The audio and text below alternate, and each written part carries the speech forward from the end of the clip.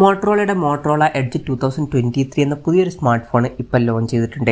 ഈ ഒരു വീഡിയോയിൽ നമ്മൾ നോക്കാൻ പോകുന്നത് മോട്ടറോള എഡ്ജ് 2023 എന്ന ഫോണിനെ പറ്റിയിട്ടാണ്. ആദ്യം നമ്മൾ ഫീച്ചേഴ്സും കാര്യങ്ങളൊക്കെ നോക്കുകയാണെന്നുണ്ടെങ്കിൽ ഡിസ്പ്ലേയുടെ കാര്യത്തിൽ മോട്ടറോള എഡ്ജ് 2023 6.6 ഇഞ്ചിൻ്റെ ഫുൾ HD+ ഡിസ്പ്ലേ കൊടുത്തിട്ടുണ്ട്. OLED പാനലാണ് ഇതിൽ ഉപയോഗിച്ചിരിക്കുന്നത്. എടുത്തു പറയേണ്ട ഒരു കാര്യം, ഇതിൽ കർവ്ഡ് ആയിട്ടുള്ള ഡിസ്പ്ലേയും കാര്യങ്ങളൊക്കെ വരുന്നുണ്ട്. അത് നല്ലൊരു കാര്യമാണ്. പിന്നെ 144 ഹെർട്സിൻ്റെ റിഫ്രഷ് റേറ്റ് സപ്പോർട്ട് ചെയ്യുന്നുണ്ട്.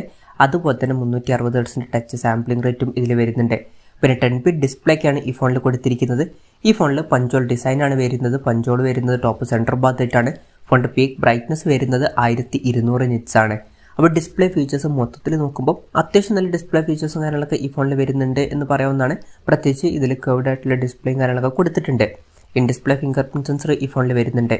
ഫോണിൻ്റെ വെയിറ്റ് വരുന്നത് 168 ഗ്രാമാണ്. അപ്പം അത്യാവശ്യം വെയിറ്റ് കുറഞ്ഞ ഒരു സ്മാർട്ട് ഫോണാണ്. തിക്നെസ് വരുന്നത് 7.64 mm ആണ്. അപ്പോൾ തിക്നെസ്സും അത്യാവശ്യം കുറവൊക്കെ തന്നെയാണ്. IP68 റേറ്റിംഗ് ഇതിൽ സപ്പോർട്ട് ചെയ്യുന്നുണ്ട്. അത് നല്ലൊരു കാര്യം തന്നെയാണ്. ഈ ഫോൺ വാട്ടർ റെസിസ്റ്റൻറ്റും അതുപോലെ തന്നെ ഡസ്റ്റ് റെസിസ്റ്റൻറ്റുമാണ്. ഈ ഫോണിൻ്റെ എക്ലിപ്സ് ബ്ലാക്ക് എന്നുള്ള കളർ വേരിയൻ്റാണ് ഇപ്പോൾ ലോഞ്ച് ചെയ്തിരിക്കുന്നത്.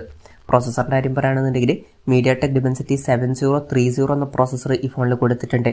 ഈ ഒരു ഫോൺ ഏകദേശം 49,000 രൂപ പ്രൈസ് റേഞ്ചിലാണ് വരുന്നത്. ആ ഒരു പ്രൈസ് റേഞ്ചിൽ ഈ പ്രോസസ്സർ എങ്ങനെയുണ്ടെന്ന് വെച്ചാൽ അത്ര മികച്ച പ്രോസസ്സറാണ് എന്ന് പറയാൻ പറ്റില്ല. ഈ ഒരു പ്രൈസ് റേഞ്ചിന് പറ്റിയിട്ടുള്ള ഒരു പ്രോസസ്സറൊന്നുമല്ല ഈ ഒരു പ്രോസസ്സർ. അപ്പം ഈ ഒരു പ്രൈസ് റേഞ്ചിൽ പ്രോസസ്സർ കുറച്ച് ഡിസപ്പോയിൻറ്റിംഗ് ആയിട്ടാണ് എനിക്ക് തോന്നിയിട്ടുള്ളത്. 5G സപ്പോർട്ടും കാര്യങ്ങളൊക്കെ വരുന്നുണ്ട്. ഈ ഫോണിൽ 8 GB റാമാണ് വരുന്നത്. 256 GB ഇൻറ്റേർണലും കൊടുത്തിട്ടുണ്ട്. LPDDR4Xൻ്റെ റാമും UFS 2.2 സ്റ്റോറേജ് ടൈപ്പും വരുന്നുണ്ട്. NFC എന്നുള്ള ഫീച്ചർ സപ്പോർട്ട് ചെയ്യുന്നുണ്ട്. സ്റ്റീരിയോ സ്പീക്കേഴ്സ് കൊടുത്തിട്ടുണ്ട്. ഡോൾബി അറ്റ്മോസിൻ്റെ സൗണ്ട് സപ്പോർട്ട് ചെയ്യുന്നുണ്ട്. Android 13 ബേസ് ആയിട്ടുള്ള MyUX സോഫ്റ്റ്വെയർ ആണ് ഈ ഫോണിൽ വരുന്നത്. ക്യാമറയുടെ കാര്യം പറയുകയാണെന്നുണ്ടെങ്കിൽ ഫോണിൻ്റെ പിന്നിൽ ഡ്യുവൽ ക്യാമറ സെറ്റപ്പാണ് വരുന്നത്. 50 മെഗാ പിക്സലിൻ്റെ f1.4 അപ്പേഴ്സിൽ വരുന്ന മെയിൻ ക്യാമറ സെൻസർ ഈ ഫോണിൽ കൊടുത്തിട്ടുണ്ട്. ഇതിൽ OS എന്നുള്ള ഫീച്ചർ സപ്പോർട്ട് ചെയ്യുന്നുണ്ട്.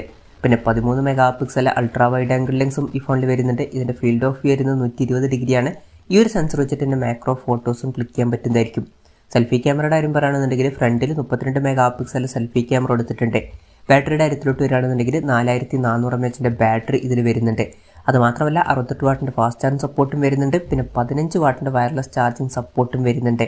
5 വാട്ടിൻ്റെ റിവേഴ്സ് വയർലെസ് ചാർജിങ് എന്നുള്ള ഫീച്ചറും ഇതിൽ സപ്പോർട്ട് ചെയ്യുന്നുണ്ട്. Type-C ചാർജിങ് പോർട്ടുമായിട്ടാണ് ഈ ഒരു സ്മാർട്ട് ഫോൺ വരുന്നത്. അപ്പം ഇതൊക്കെയാണ് ഫീച്ചേഴ്സിനെ പറ്റി പറയാനുള്ള കാര്യങ്ങൾ. പിന്നെ ഈ ഒരു സ്മാർട്ട് ഫോൺ ഇപ്പം ഇന്ത്യൻ മാർക്കറ്റിലല്ല ലോഞ്ച് ചെയ്തിരിക്കുന്നത്. ഈ ഒരു സ്മാർട്ട് ഫോൺ ഇപ്പം ഗ്ലോബൽ മാർക്കറ്റിലാണ് ലോഞ്ച് ചെയ്തിരിക്കുന്നത്. അമേരിക്ക പോലുള്ള രാജ്യങ്ങളിലൊക്കെയാണ് ഇപ്പം ലോഞ്ച് ചെയ്തിരിക്കുന്നത്. ഈ ഫോണിൻ്റെ വില വരുന്നത് $599. അതായത് ഏകദേശം 49,000 രൂപ പ്രൈസ് റേഞ്ചിൽ. ആ ഒരു പ്രൈസ് റേഞ്ചിൽ ഈ പറഞ്ഞിട്ടുള്ള ഫീച്ചേഴ്സ് എങ്ങനെയുണ്ടെന്ന് വെച്ചാൽ അത്യാവശ്യം നല്ല ഡിസ്പ്ലേ ഫീച്ചേഴ്സ് വരുന്നുണ്ട്. ഓൺ പേപ്പർ തിരക്കില്ലാത്ത ക്യാമറ സ്പെസിഫിക്കേഷനും നല്ലൊരു ബാറ്ററി സെറ്റപ്പും കാര്യങ്ങളൊക്കെ വരുന്നുണ്ട്. വയർലെസ് ചാർജിങ് പോലുള്ള ഫീച്ചേഴ്സൊക്കെ സപ്പോർട്ട് ചെയ്യുന്നുണ്ട്. പക്ഷേ ഈ ഒരു പ്രോസസ്സർ ഈ ഒരു പ്രൈസ് റേഞ്ചിൽ അത്ര മികച്ചൊരു പ്രോസസ്സറാണ് എന്ന് പറയാൻ പറ്റില്ല. ഇനി ഇന്ത്യൻ മാർക്കറ്റിൽ ഈ ഫോൺ ലോഞ്ച് ചെയ്യുമോ എന്ന് വെച്ചാൽ ഈ ഫോൺ ഇനി ഇന്ത്യൻ മാർക്കറ്റിൽ ലോഞ്ച് ചെയ്യാനുള്ള ചാൻസ് കുറവാണ്. കാരണം എന്താണെന്ന് വെച്ചാൽ മോട്ടറോള എഡ്ജ് 40 ന്യൂ എന്നുള്ള സ്മാർട്ട് ഫോൺ ഓൾറെഡി ഇന്ത്യൻ മാർക്കറ്റിൽ അവൈലബിൾ ആണ്. അതിലും ഇതുപോലെ ഉള്ളൊരു ഡിസ്പ്ലേയും കാര്യങ്ങളൊക്കെയാണ് വരുന്നത്. അതുപോലെ തന്നെ ഇതേ സെയിം പ്രോസസ്സറും അതുപോലെ തന്നെ ഇതുപോലൊരു ക്യാമറ സെറ്റപ്പൊക്കെയാണ് വരുന്നത്. ചെറിയ ഡിഫറൻസ് ഒക്കെ ഉണ്ട്. വയർലെസ് ചാർജിങ് സപ്പോർട്ടൊന്നും വരുന്നില്ല. എന്നാൽ ഈ ഫോണിൽ വയർലെസ് ചാർജിങ് സപ്പോർട്ടൊക്കെ ഉണ്ട്. എന്നാലും ഇത്രയും ചെറിയ ഡിഫറൻസുമായിട്ട് ഈ ഫോൺ ഇന്ത്യൻ മാർക്കറ്റിൽ ലോഞ്ച് ചെയ്യാനുള്ള ചാൻസ് കുറവാണ്. പിന്നെ വേറൊരു കാര്യം എന്താ വെച്ചാൽ മോട്ടറോള എഡ്ജ് 40 ന്യൂ എന്നുള്ള സ്മാർട്ട് ഫോൺ നമുക്ക് 21,000 രൂപ പ്രൈസ് റേഞ്ചിൽ തന്നെ ഇന്ത്യൻ മാർക്കറ്റിൽ കിട്ടുന്നുണ്ട്. അത് അത്യാവശ്യം നല്ലൊരു ഓപ്ഷൻ തന്നെയാണ്.